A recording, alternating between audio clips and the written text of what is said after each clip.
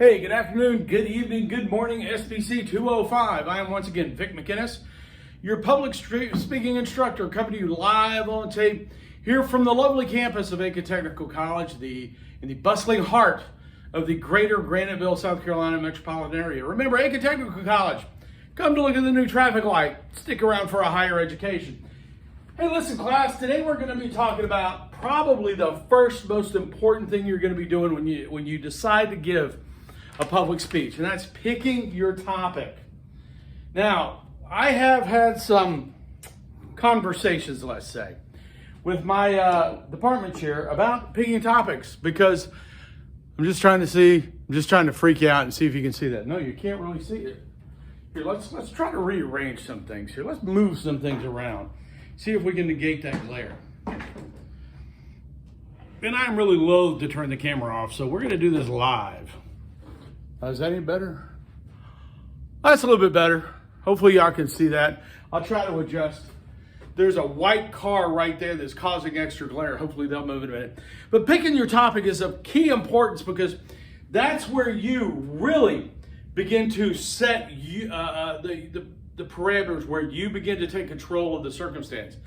You may not pick how big the audience is. You may not pick where you're going to do it. You may not pick whether or not you're going to have a PA system, okay? But you do get to choose your topic. And if they try to force you, if who's ever inviting you to speak tries to force you to take a topic that you're not comfortable with, sometimes you just have to say, no, I can't do this speech, okay? Or you have to look at them and say, hey, I understand that's what you wanted me to talk about, but I'm not comfortable talking about that, okay? I could talk about something similar, and that I am comfortable talking about, okay? Like I said, I've had conversations with my department chair about whether or not I should allow students to pick their own topics. And I always go with, here's the parameters. I'm going to want to see your topics in advance, what you're going to be talking about. But really, I give you a lot of leeway, because I want you to pick topics that you're passionate about, that you care about, that you're knowledgeable about, before we force you into something. An English paper, they can have you write something that you're not familiar with, and you can go back and reread it and fix it. Okay, and a whole bunch of other things. We're going to talk about that a little bit later on when we talk about organizing your speeches. Again, coffee, definitely not anyway. Okay? So picking your topic is of key importance. It begins the process of establishing your credibility. Okay? Because you picking a topic says, sort of sets out who you are initially to the audience if they don't know anything else about you. It'll also set the tone of your speech and how you deliver them. Okay, so today we're going to talk about things you need to consider in picking a topic, and things and how to pick a purpose, a general purpose, and a specific purpose. Okay? So there are 3 things you need to consider when picking a topic. And the first is the speaker. Is that out of that glare? Yeah, close enough. The first thing you need to consider is the speaker. What interests you? If you don't like the topic, how do you think that's going to come across when you deliver that speech? Okay. What experiences have you had? Okay. Experiences break down into 2 different areas. There's actual experience. We'll move this over here because it's going to get erased in a second anyway. Actual experiences. Now, actual experiences are things that you actually participated in first person, that you were there. If you want to talk about you're rafting or canoeing on the Savannah River, that's something you could actually do. If you want to talk about, when you ran for class president, that's something you actually did that you can speak of. Okay? And actual experiences are very good. You can use your own words. You can use you can say things in the first person. But then there's another kind of experience, vicarious experiences. That's an experience that another person had that you are aware of, that you didn't obtain directly by participating in that event. Okay? Now, a lot of people will say initially, well, the only experiences that are really worth talking about are actual experiences. Okay, here's a problem with that. who's ever going to talk about, yeah, I don't know Aristotle. I may be old, but I'm not 2,500 years old. I did not know Aristotle. I did not know Socrates, and yet I refer to them in class. Why? Because I've read Aristotle's, on rhetoric. He wrote stuff down and he left it for us. Okay? Nobody alive today can speak about fighting in the trenches in World War II. All those men and women are gone. The last one died 8 years ago. Okay? So vicarious experiences aren't necessarily bad. They're essential. It's just that you need to pick. And if you're going to pick a vicarious experience, you have to understand that your memories will be different. You don't have all 5 senses involved. You just have fewer. So it may be harder for you to talk about. Okay? But you can obviously use them. Okay? So you think about what interests you, what experiences you have. What specialized knowledge do you have? What are your credentials? Okay? What have you done to make yourself a credible person to talk on any specific topic? Okay? Be able to identify how you know something. Be able to talk about, hey, listen, I have a master's degree in speech communication. That's why I'm here teaching you public speaking. Actually, I have a master's in communications and international relations. That's also why I get to teach American government courses here. Okay? And then finally, what does the audience know about you? I always ask when I was been invited to give public speeches, I ask, hey, what did you tell people about me and what did you tell them I would be saying? Because I want to know what they think of me or what they know about me going in so I can either enhance what they already know or I can build up other parts about my background that they don't already know. Okay? What's their expectations of you? Always play to your strengths, but don't be afraid to bring something out of left field. If they don't know that, never mind. I had a good example. I'm going to skip that. Okay? But play to your strengths, but don't be afraid to surprise the audience. So as the speaker, the first thing we consider is you, the speaker. What interests you, what experiences you have, what specialized knowledge do you have, and what does the audience know about you? We're going to bring audience up again in a second. The second thing you need to consider is the occasion. What's the nature of the event? Why are people there? What will be the mood of the occasion? Okay? If you're not in line with the mood, the audience is going to affect your credibility. All right? Be prepared to shift on the fly. Your lighthearted speech may not work if there's a change, and I'm going to give you an example of that in just a second. Okay? Ask about things like, what's my time limits? How long do I have to speak? What else is going to happen during the program? Okay? Ask detailed questions. Where is it going to be at? Am I going to have a PA system? Go visit the space if you can. Ask if they're going to be serving dinner. Here's a really important question nobody ever thinks of. Is there going to be an open bar? I was at an Air Force dining in one time. And for those of y'all who aren't involved with the military community, a dining in is a formal dinner where everybody wears their mess dress uniforms, and everybody gets drunk, and gets dressed up. Yes, they also usually get drunk. We're going to discuss that in just a second. So there was an undersecretary of the Air Force coming to this thing to give a speech. And I think he just grabbed his last congressional testimony and took it with him. This was in Europe. And so the bar opened at 5:30. Dinner was served at 6:30. The initial opening speeches were done from 7:15 to 8. All the dignitaries from the unit, from the base that we were housed at. So people had been drinking for 2.5 hours. And this Undersecretary of the Air Force got up and started this dry, boring, poorly delivered speech that at the 40-minute mark, people began to heckle. When, you know, an undersecretary or a deputy secretary of the Air Force is being heckled by Air Force service members, that's really, really bad. He should have gotten up there, given a 15-minute talk, kept it lighthearted, told some jokes, sat down and let everybody get to the dancing portion. But it started to get kind of ugly.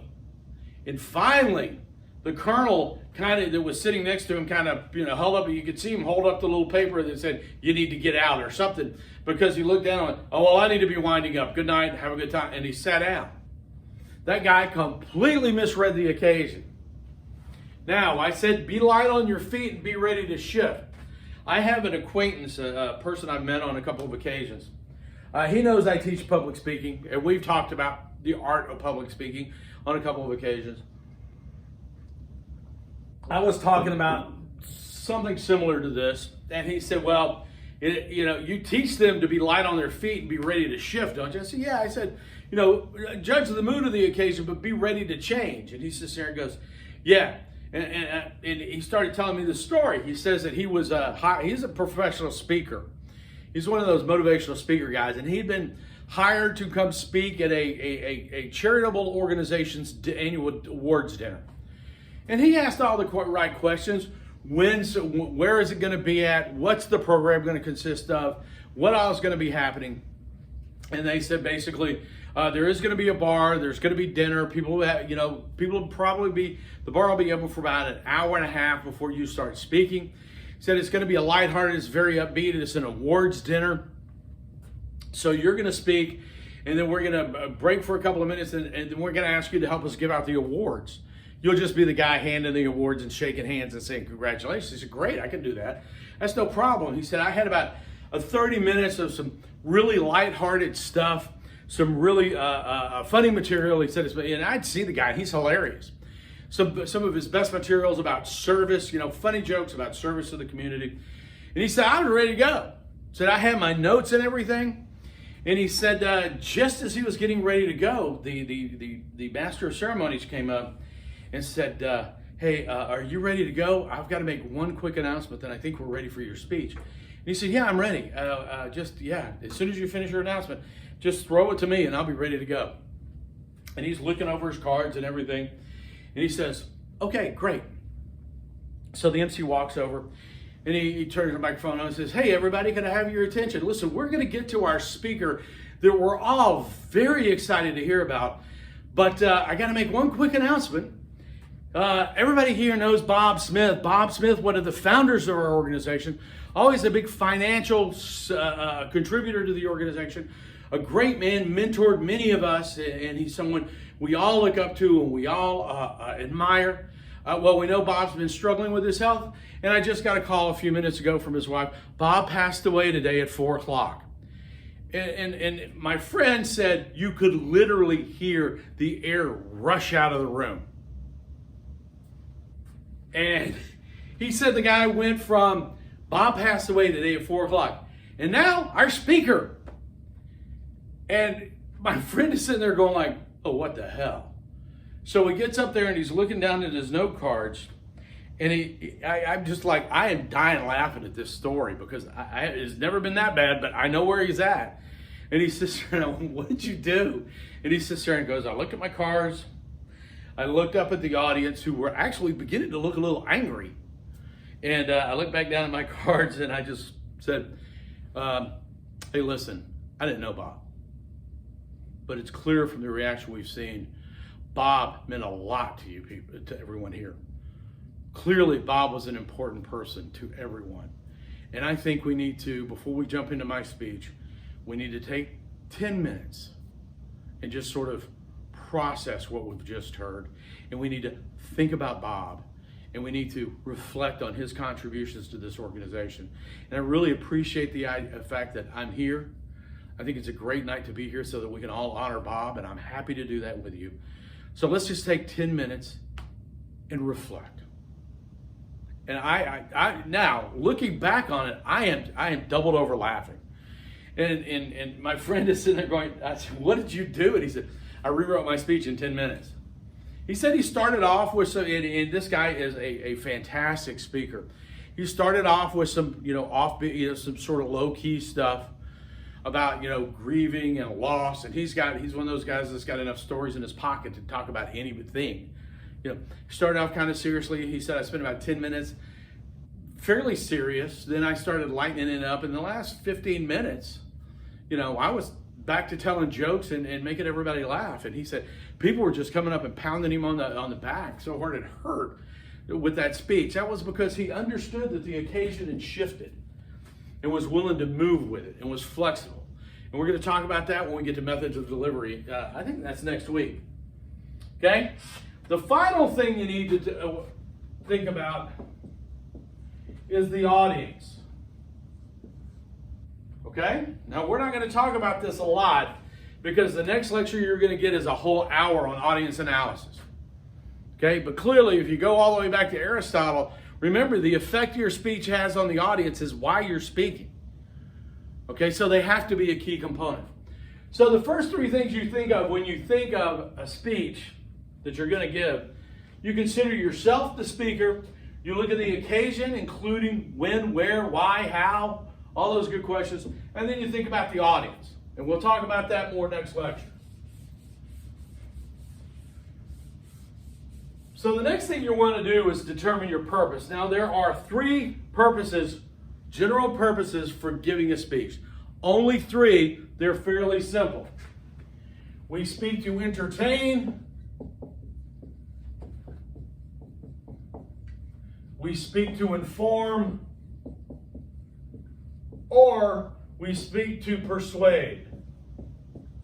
Now, the question always comes up, can a funny, entertaining speech be persuasive? Yes, it can. Can a persuasive speech be, or can an informative speech be persuasive? Absolutely. Can an entertaining speech also have a message to it? It can. Dude, everybody needs to go back. Well, I'm going to say everybody because a lot of you guys would probably be deeply offended. But if you go back and look at guys like Richard Pryor, Dave Chappelle, they are incredibly entertaining, but they are also informative and persuasive. Okay? But you need to pick one. You can't go in and say, I want to be informative and entertaining, because then you might lose what you had.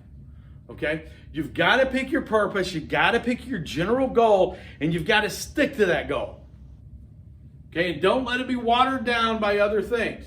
The hardest one is going to be when you're talking to inform and you decide that you also want to be persuasive, and when you become persuasive so people stop listening to you because you're no longer being informative.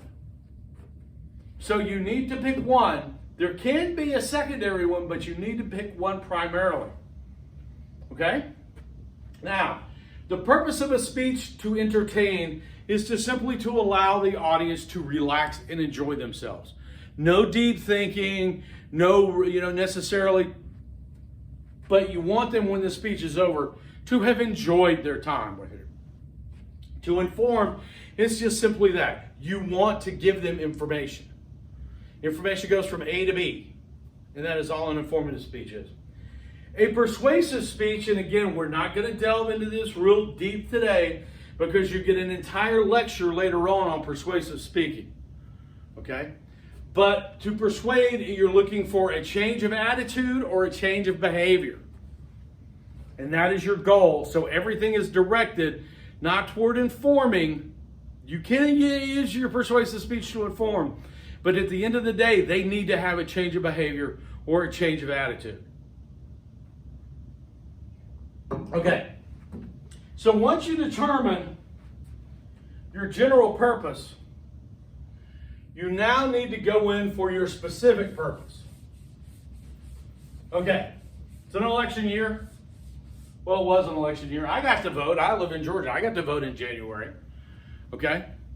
Oh no, was that in January? Yeah, it was in January. I got to vote for Senate in January. Okay? So our general subject, I am the Secretary of State of South Carolina. I get to run the election system for the entire state of South Carolina. I'm a Republican. I got elected to my office. My job as the Secretary of State of South Carolina is to run the state's election system. So my subject is going to be voting. Okay? And I have been asked to come and give an informative speech.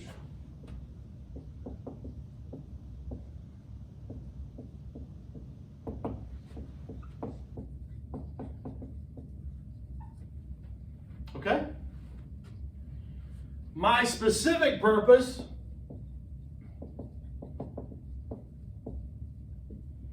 now, your specific purpose is what you want the audience to have when you're finished.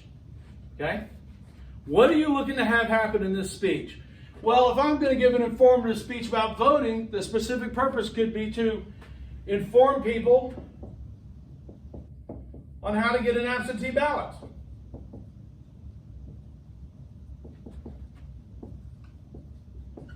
I might want to inform them on how to find their polling place.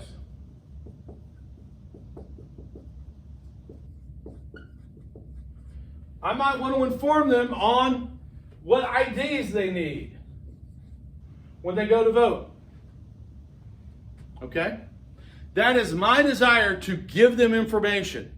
My specific goal is to provide them with a specific piece of information. Okay? So let's take another stab at it. I have been told that this is going to be a dinner. I will be speaking after dinner, an hour after the bar has been opened. It's a lighthearted occasion. It's the Christmas banquet, and they've asked me to come in and talk. Well, my general purpose for this is going to be to entertain.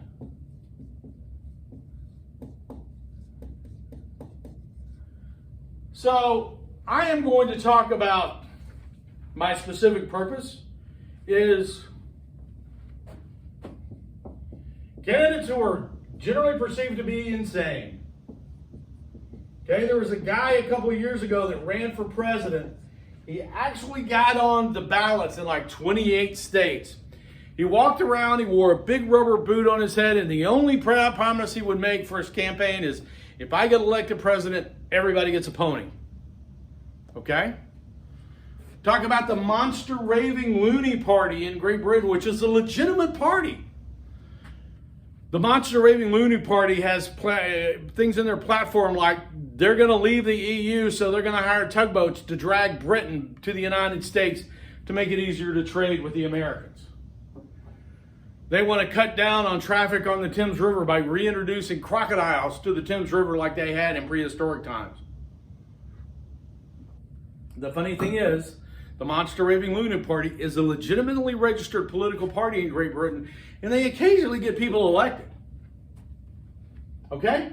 So it's an after dinner speech. It's you know, we're going to entertain. We're going to talk about crazy candidates like in Alabama. When I was growing up, we had this guy named Shorty Price. Shorty Price's father was a rich man, and I always thought that Shorty was going to be a ne'er-do-well that never accomplished anything in his life. So he said, Shorty, I'm going to give you all my money, but you have to run for some political office every 4 years. So Shorty ran for governor every 4 years, got his name on the ballot every 4 years for about 40 years before he died. And people used to ask for what he was, said, hey, Shorty, what are you going to run for next year? And he said, well, they keep calling me the perennial candidate, so I guess I'm going to run for perennial. He was just a local character who was involved in politics. Okay? So you've been called to speak to the Aiken County Republican Party. All right? This is going to be a persuasive speech. Your general purpose is to persuade. Your specific purpose, as any politician will say, is vote for me. The change in behavior I want to see when you walk out of here or the change of attitude is you're going to vote for me when we're done. Okay? So that's it. That's the lecture for today. Remember, this is going to be incredibly important. You will see this many, many times. When selecting a topic, it's the first time you get to control what's going on with the speech. Consider the speaker, the occasion, and the audience. And there are three general purposes: to persuade, to entertain, to inform, and to persuade. And from that, from those pieces of information, you can then identify your specific purpose. Okay? All right, that's it. 25 minutes, 32 seconds. Woohoo! And that involved moving the table as well. Okay, that's it. Again, remember, I am on campuses right now. That's going to change, so let's not talk about that. I'm always available for Zoom meetings. Just shoot me an email. I can also talk to everybody via email at any time. Feel free to shoot me a note. Again, stay safe. We'll be in touch.